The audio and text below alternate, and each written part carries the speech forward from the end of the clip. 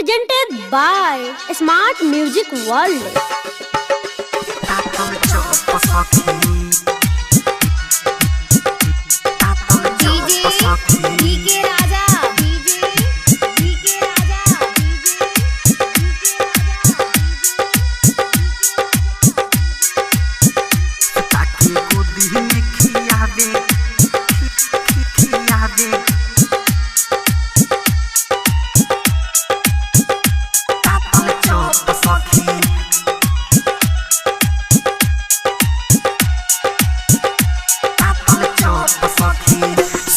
के गोदी में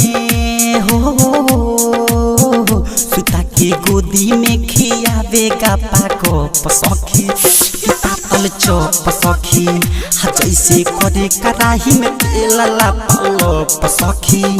तातल चौप सखी सुता के गोदी में खियावेगा पाको पसखी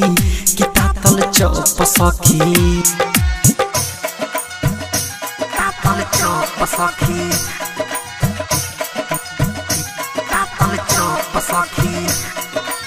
Smart Digital Recording Studio Khundwa Chelpur.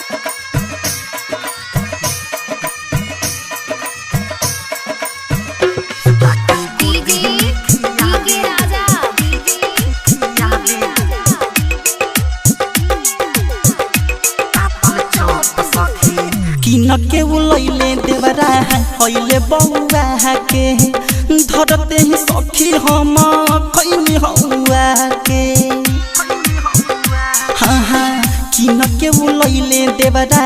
हइले बउआ के धरते ही सखी हम खैनी हउआ के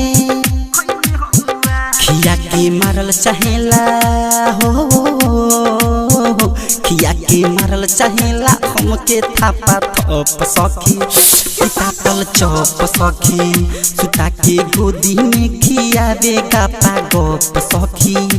तातल चौप सखी जैसे करे कराही में तेल पालप सखी तातल चौप सखी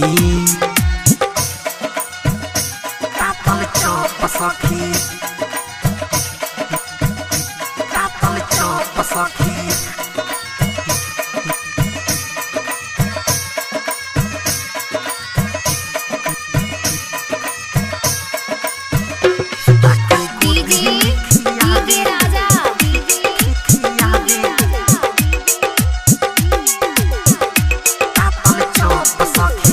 कोई के बहाना कवनो